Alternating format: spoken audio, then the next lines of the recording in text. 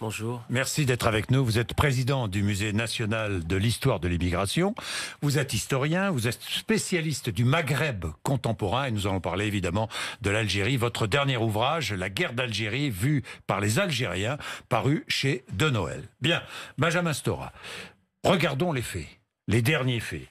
Dimanche, il y aura clôture du dépôt des candidatures à la présidentielle algérienne qui aura lieu le 18 avril. Évidemment, Abdelaziz Bouteflika sera candidat. Enfin, évidemment. Pour l'instant, il est candidat.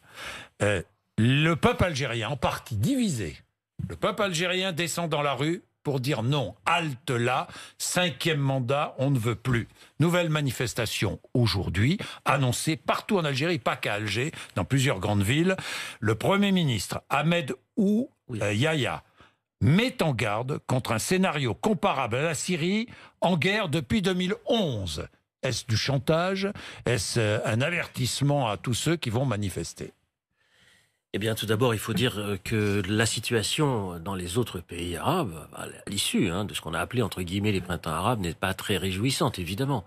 Quand on a vu l'issue de ce qui s'est passé en Libye, bien sûr, en Syrie, la transition tunisienne, qui est très difficile quand même, et puis je ne vais pas continuer comme ça l'énumération, il y a effectivement dans l'esprit de nombreux Algériens le souci que ne se renouvelle pas des expériences de type chaotique, hasardeuse, compliquée, etc. Et il faut ajouter aussi le fait que les Algériens, bien sûr, ont connu une décennie sanglante. Oui. Près de 100 000 morts en Algérie dans les années 90, ce qui fait que là aussi, nous avons des souvenirs extrêmement douloureux partagés par de très nombreuses familles algériennes. Mais ça n'empêche pas que beaucoup d'Algériens aussi aspirent à des changements. Aspire à plus de liberté démocratique, aspire bien sûr à un plus grand pluralisme politique. Donc il y a à la fois l'espoir d'un changement et les craintes possibles d'une déstabilité. D'où cette division profonde de l'Algérie. La décennie noire, c'était cette décennie, on se souvient du Front islamique du Salut, on se souvient de ces islamistes extrémistes qui voulaient prendre le pouvoir, qui ont été combattus par l'armée. Il y a eu de nombreux morts, 200 000 morts, je crois. Non, je pense qu'il y a eu un peu plus de 100 000 morts. Oui. Un peu plus de 100 000 morts. Gigantesque. Ce qui est gigantesque, évidemment. Évidemment. Bien, donc le pouvoir joue là-dessus. En disant à sa population, attention, si le pouvoir est déstabilisé, c'est le risque. Oui, le gouvernement algérien joue sur 2 aspects ou 3 aspects. Bien sûr, le risque du chaos, bien sûr la main étrangère, le complot, la fibre nationaliste, bien évidemment. Et c'est très important en Algérie, la fibre nationaliste.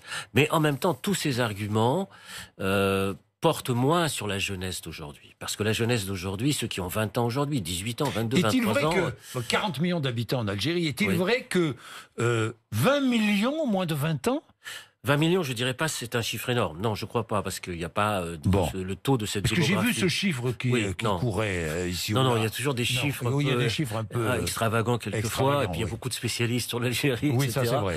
Donc il faut faire attention. Non, il y a effectivement une très grande population très jeune, ça c'est évident, bien sûr.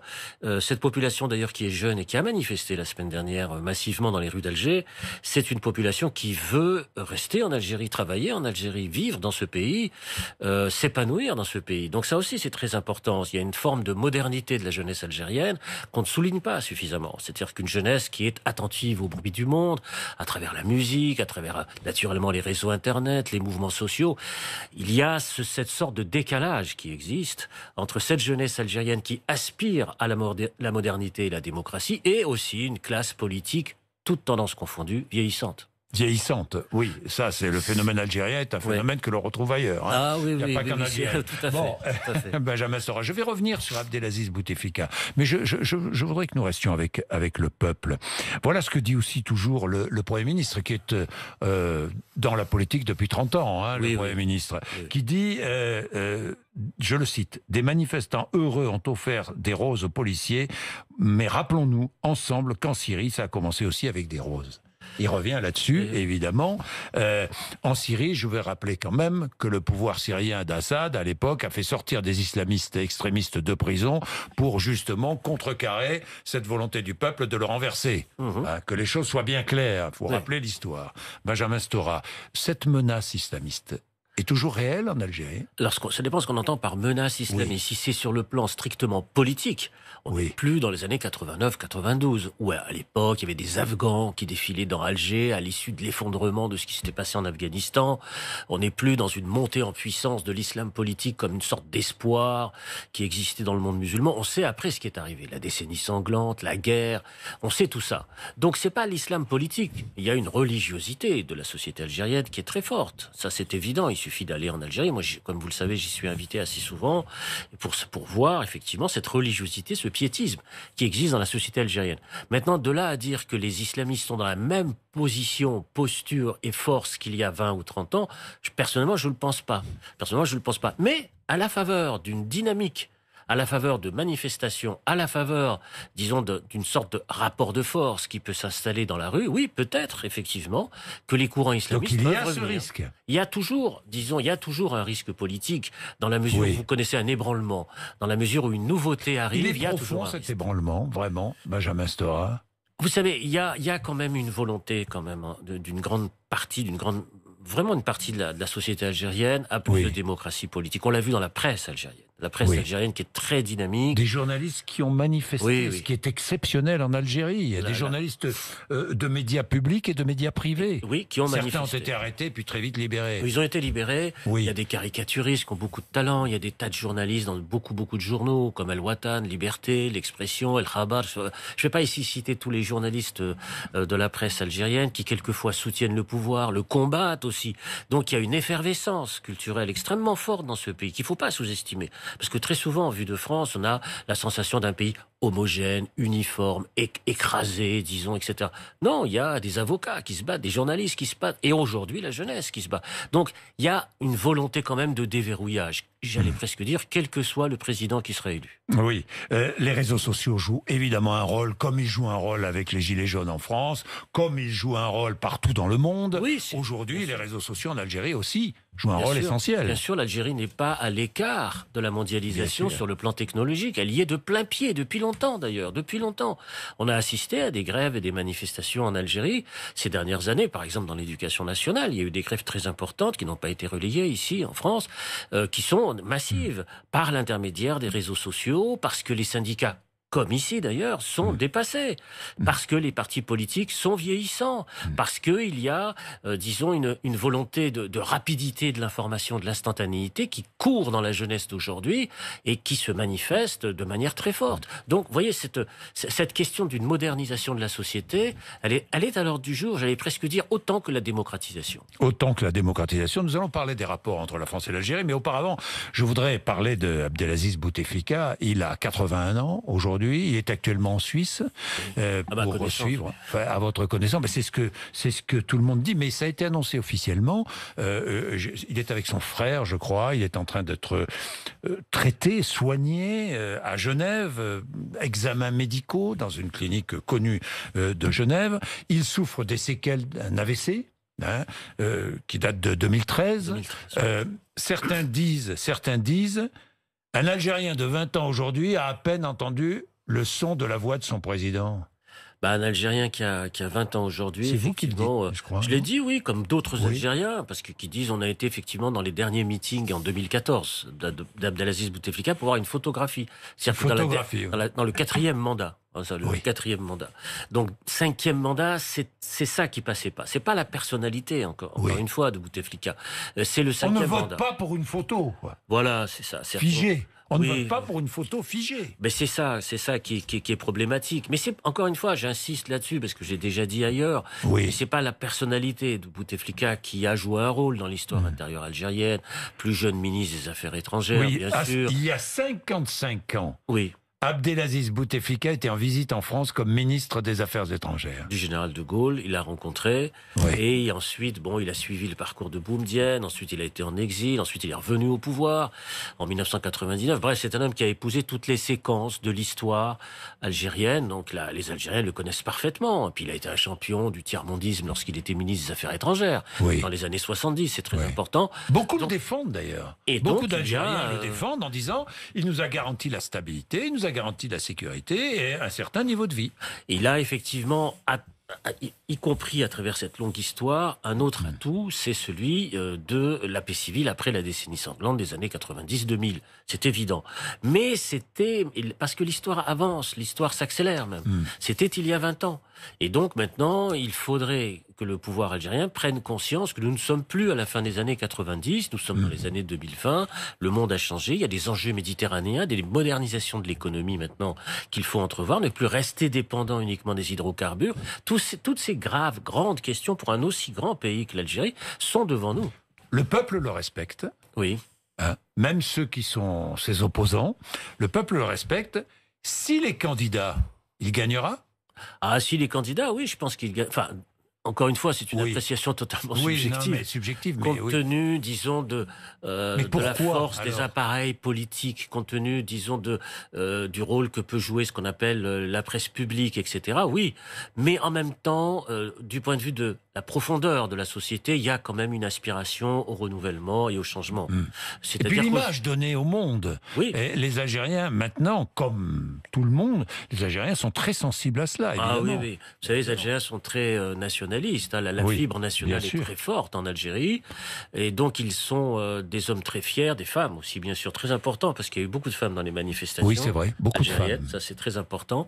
Et donc, toute une société extrêmement fière à la fois de son histoire, de son passé, et puis qui voudrait affronter les défis de l'avenir avec peut-être une autre classe politique. Benjamin Stora, est-ce qu'il y a au sein même du clan Bouteflika des divisions maintenant sur cette candidature? Ça, je on ne sait pas trop. On ne sait pas trop. C'est très difficile. Très difficile à dire. C'est très difficile de dire est-ce qu'un tel plutôt qu'un tel. Vous savez, il y a des affrontements à l'intérieur du FLN, à l'intérieur du RND. Il y a eu, par exemple, la destitution, je ne sais plus quand, il y a 1 an ou 2, du président de l'Assemblée nationale. Il y a eu, disons, des conflits très durs entre eux sur qui faut-il mettre à la tête de tel ou tel parti. Donc les Algériens le savent, ça. Ils savent, ils suivent à distance parce que pour eux, dans le fond, il s'agit d'un théâtre qui leur échappe. C'est-à-dire d'un jeu politique lointain, mystérieux et qui leur échappe. Et donc ils aimeraient quand même reprendre possession de la scène politique citoyenne. Ils aspirent à une démocratie vivante. Voilà transparence. Voilà tout simplement. Ce que l'on une peut transparence, dire. absolument. C'est pas un processus qui vise entre guillemets à une révolution radicale, etc. Vous savez, les gens qui ont manifesté, les jeunes en particulier qui ont manifesté dans la rue, ils l'ont répété plusieurs fois. Ils l'ont fait de manière pacifiquement, c'est-à-dire que c'est pacifique. C'est le mot qui est revenu le plus souvent. Sans cesse, oui. Quand on les interroge, d'ailleurs, c'est toujours le mot qui revient. Voilà, parce qu'il y a la peur. On est pacifiste. Parce qu'il y a la peur de la guerre, la peur de la violence, il y a le refus de la violence. Vous savez, les Algériens ont connu beaucoup de violence, il y a eu la guerre d'indépendance, il y a eu la guerre civile, il y a eu plusieurs événements traumatiques dans chacune des familles, donc il y a un refus de violence. Contrairement à l'image qu'on a voulu donner de l'Algérie, d'un pays mystérieux, fermé, homogène, traversé de violence. Non, c'est aujourd'hui une société qui aspire à beaucoup de paix civile, mais avec plus de démocratie politique. Et économiquement, où en est l'Algérie aujourd'hui? Bon, il y a le gaz, on le sait, gros producteur de gaz. La France, d'ailleurs, n'achète que 10% de sa consommation de gaz à l'Algérie. Oui. Je crois que notre premier fournisseur, c'est la Norvège. Donc on achète moins, mais l'Espagne, par exemple, achète une grande partie de son gaz en Algérie. En Algérie, oui. En Algérie, donc pour les Algériens, c'est essentiel. Il y a un autre partenaire absolument de l'Algérie qui monte en puissance, d'autres partenaires comme la Chine, qui a fait irruption sur le marché algérien depuis quelques années, comme dans le reste du continent africain. C'est une montée en puissance comme une des premières puissances mondiales, et l'Algérie n'échappe pas à la règle. Il y a aussi la Russie, Moscou, qui achète de plus en plus de gaz et de pétrole à l'Algérie. Donc la France n'est plus seule. Comme partenaire principal. À peu près 5 milliards d'euros les échanges économiques entre la France et l'Algérie. On vend du blé, nous, à l'Algérie, beaucoup de blé. Mais il y a des concurrences, y compris sur le marché céréalier, avec la Russie, par exemple. Avec la Russie, oui. Donc il y a, par conséquent, des concurrences de type économique. Alors, ceci dit, c'est vrai que l'Algérie, maintenant, qui est un immense pays, qui est pas, j'allais presque dire, qui est pas simplement un pays, qui est presque un continent, grand comme 5 fois la France.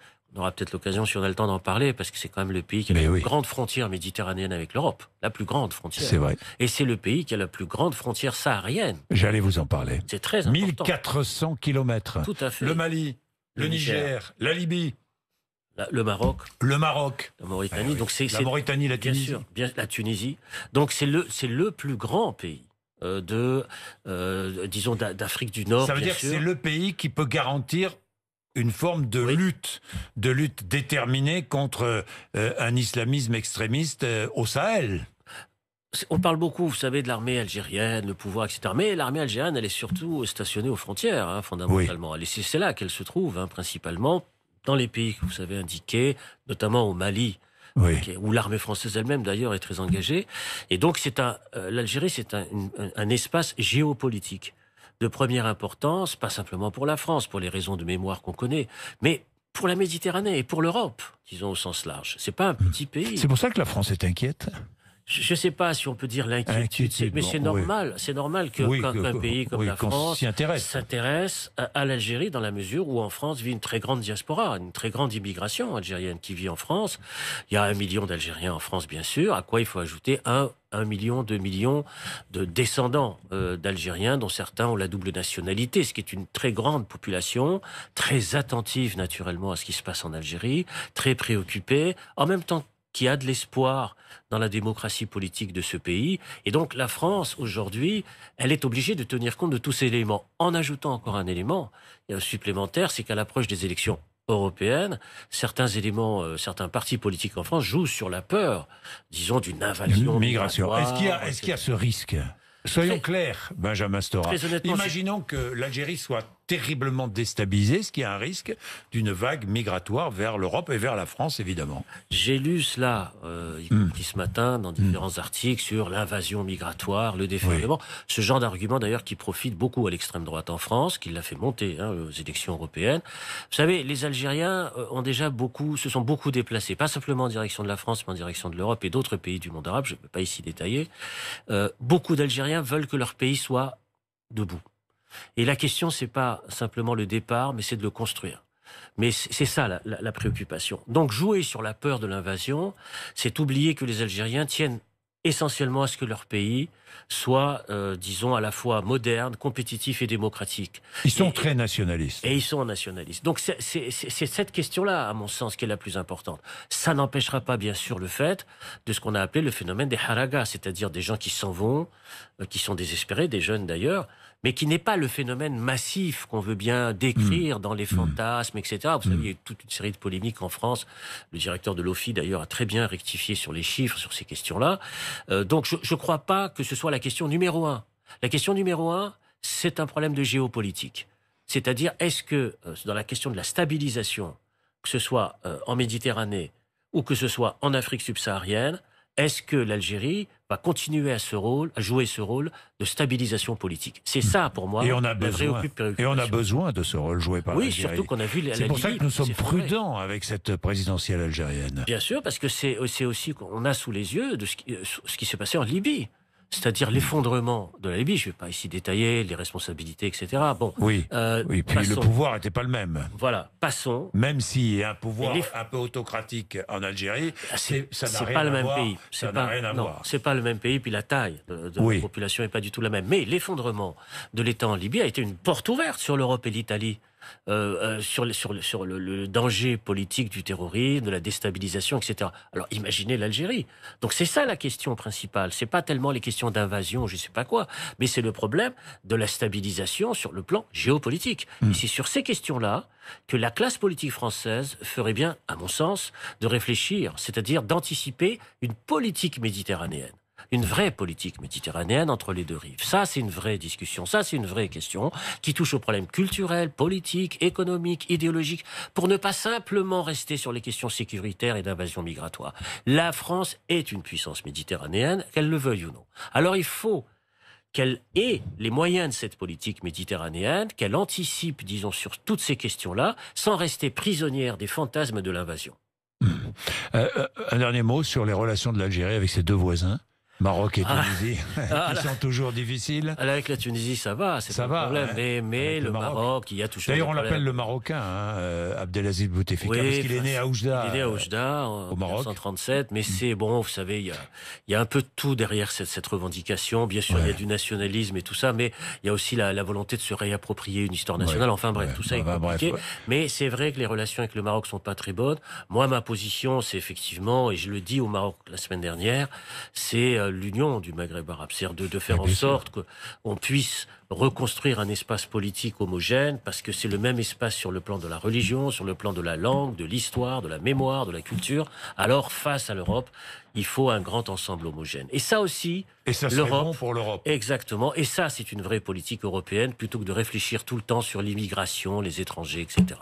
Merci Benjamin Stora d'être venu nous voir ce matin. Il est 8h54, RMC et BFM TV.